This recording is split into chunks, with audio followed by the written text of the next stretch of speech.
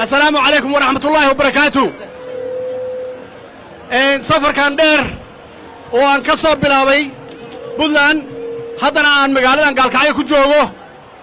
وعن رباعنا إذا لو ذاقو سفر كان مقعي سووه يهي وعن هم قعدري سفر كان إنه نقضه وسفر كتبوا هشيسين تصوماليات وسفر كتبوا هشيسين تصوماليات وعن رباعنا كان magaaladan gaalkacyo aan doonaya inay noqoto hoygii dib u heshiisiinta Soomaaliyeed waa magaalo taariikhi ah oo ka yimaadeen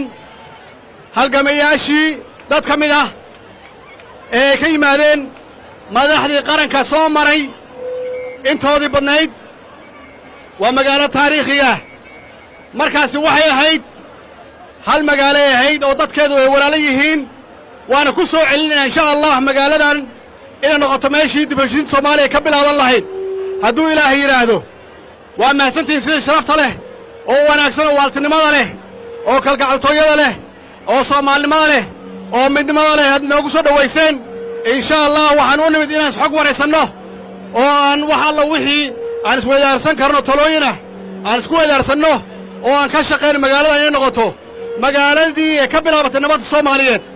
ay ka bilaabatay magaaladii dibashin Soomaaliyeed inaan dib ugu celino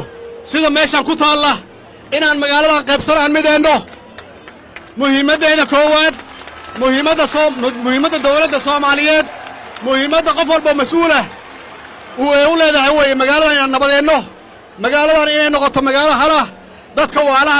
dadka waalaha magaalada gaalkacyo inay noqdaan sidii ay ahaan jireen oo aan ognahay inay tahay magaalada ugu weyn gobolada dhexe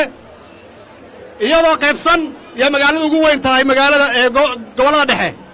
bal ka warrama iyadoo midaysan waxay noqon kartaa iyadoo nabada waxay noqon kartaa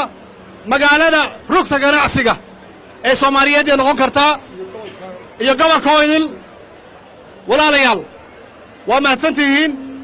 insha Allah ana waa kala warqadanayna laba maalmood soo socotaan joogna magaalada waxaan uga tegaynaa magaaladan iyadoo midaysan